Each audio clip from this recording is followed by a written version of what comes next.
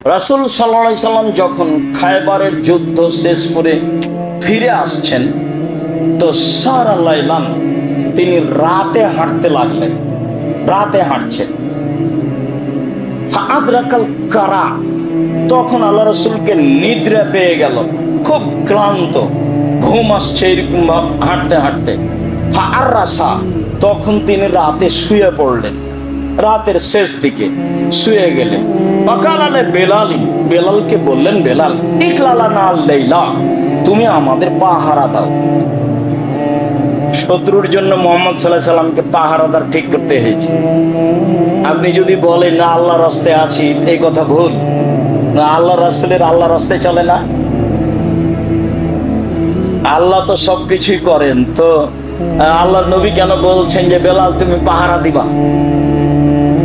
ইকলালানা লাইলা, বেলাল তুমি ঘুমাবা না, তুমি আমাদের পাহারা দাও, শত্রু যেন আমাদের ক্ষতি না করতে পারে। আপনার প্রস্তুতি থাকবে মানুষের মতো যেগুলো প্রয়োজন, তারপরে আপনি তাকদীরের কথা বলবেন। আপনার প্রস্তুতি থাকলো না আর আপনি তাকদীরের কথা বললেন, তা নয়। মুহাম্মদ সাল্লাল্লাহু আলাইহি সাল্লাম বলছেন বেলাল পাহারা দাও।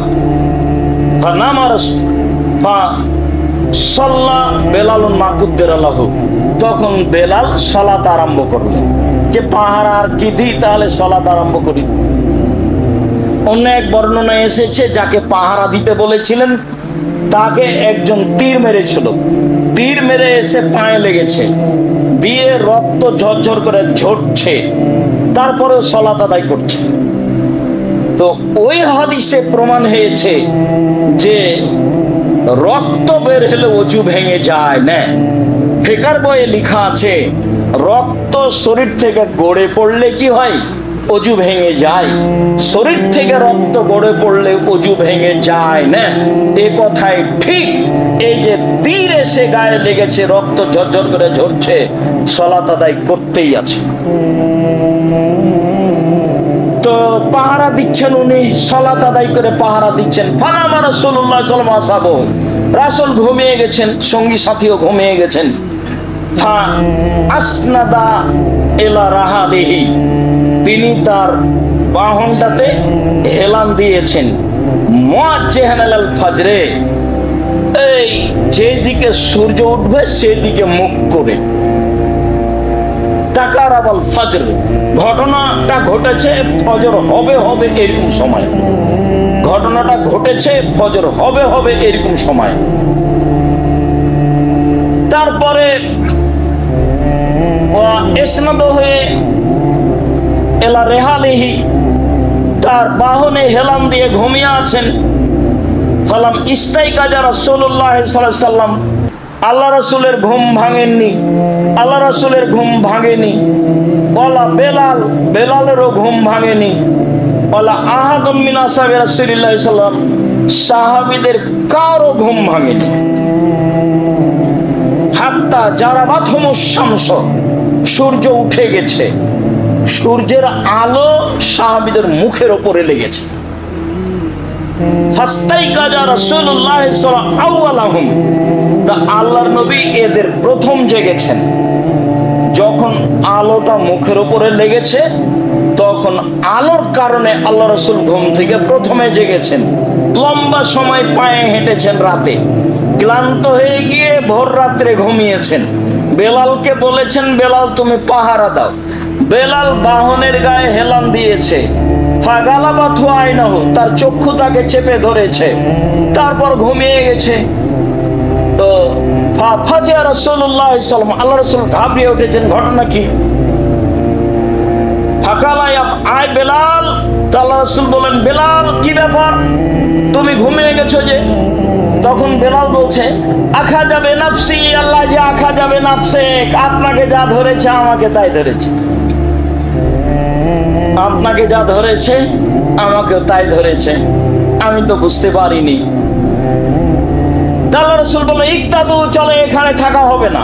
অফির ওয়ায়াতিন কালা ইন্না হাজা শাইনা শায়তানা, ইন্না হাজা শায়তানা ফি ওয়াদিন, এই উপত্যকায় শয়তান আছে, চলো এখানে থাকা হবে না। তাহলে শয়তান সব জায়গায় থাকে না, শয়তান জায়গা বিশেষে থাকে। রাতে যেখানে পেশাব পায়খানা করার জন্য বসবেন, খেয়াল করে দোয়া পড়ে বসবেন। শয়তান সব জায়গায় থাকে না, কোনো কোনো জায়গায় থাকে, এটাই ঠিক। আল্লাহ রাসূল বলেন, এখানে শয়তান আছে, এখানে সালাত আদায় করব না, চলো। ফাত্তাদু রাওয়াহিলাহুম, তারপর বাহন সব চলে গেল এক জায়গায়। চলে গিয়ে বলল, এখানে নামো। বেলাল আজান দাও। আজান দেওয়া হলো, বেলাল ইকামত দিল। সাল্লা রাসূলুল্লাহ সাল্লাল্লাহু আলাইহি সাল্লাম সালাতুল ফজরে, আল্লাহ রাসূল ফজরের সালাত আদায় করলেন। তারপরে তিনি বললেন, শোনো, মান নাসিয়া আহাদুকুম সালাতাল ফালিসাল্লি ইযা যাকারাহা, কেউ যদি সালাত থেকে ভুলে যায় তাহলে যখনই তার স্মরণ হবে তখনই সে যেন সালাত আদায় করে। অন্য এক বর্ণনায় এসেছে, তিনি বললেন, শোনো, ইযা রাকাদা আহাদুকুম, যখন তোমাদের কোনো ব্যক্তি ঘুমিয়ে যাবে, আও নাসিয়া আনিস সালাত, অথবা সালাতকে ভুলে যাবে, ফায়দা যাকারা ফালিসাল্লিহা কামা কানা ইসাল্লিহা ফি ওয়াক্তিহা, তাহলে সে যেন সালাত আদায় করে নেয় নির্ধারিত সময়ে যেভাবে করতো সেভাবে। এবার কি বুঝলেন? ফজরের টাইমের সালাত তো জোরে কেরাত ছিল, এখন তো সালাত, এখন তো সকাল 8টা 9টা, এখন কিভাবে হবে? এখন জোরেই হবে। আল্লাহ রাসূল বলছেন, তোমরা সালাত আদায় করবে যেই সালাত যেইভাবে ছিল সেইভাবে। আজান দিবা, দিনেই সকাল 8টার সময় আজান দিতে হবে, সকাল 8টার সময় ইকামত দিতে হবে, সকাল 8টার সময় জোরে কেরাত আদায় করে সালাত আদায় করতে হবে। এটাই সুন্নাত, এটাই ঠিক। রাসূল সাল্লাল্লাহু আলাইহি ওয়াসাল্লাম এই কথা বলেছেন, ইন্না শায়তানা আতা বেলালান ওয়া কায়মুন ইসাল্লি, শয়তান এসেছিল বেলালের কাছে, তখন বেলাল সালাত আদায় করছিলেন। তো ইহুদেউ কামা ইহুদাস সাবিয়্য, তো শয়তান তাকে গায়ে হাত দিয়ে এরকম ভাবে বাচ্চাকে যেভাবে নিম দেয়, ঘুমানো, ঘুম পাড়ায় চেষ্টা করে, ঘুম যাও ঘুম যাও, ওইভাবে ও শয়তান বেলালকে করছিল, ঘুমানোর চেষ্টা করছিল। তখন তার চোখটা চেপে গেছে, ঘুম চলে এসেছে। এটা বেলালের জন্য সম্ভব হয়েছে, এটা যদি উমার হতো। আল্লাহ রাসূল বলছেন, যেভাবে বলছেন আপনাকে আমি সেভাবে শোনাচ্ছি। তার মানে আমার আপনার কাছে শয়তান আসতে পারে, এটাই স্বাভাবিক। আপনাকে আমাকে খুব সতর্ক থাকতে হবে, এটাই স্বাভাবিক। আল্লাহ বহু জায়গাতে বলেছেন যে শয়তান আপনাদের স্পষ্ট শত্রু, খোলাখুলি শত্রু, সব সময় খারাপটাকে ভালো করে দেখায়। তার কাজই এটা, জেনাকে সুন্দর করে দেখাচ্ছে, জেনাকে সুন্দর করে দেখাচ্ছে। অত জেনা কোন কালে সুন্দর হলো এত বড় খারাপ কাজ? মানুষকে হত্যা করা সুন্দর করে দেখাচ্ছে, মানুষকে হত্যা করা এত বড় খারাপ কাজ কি করে ভালো হতে পারে?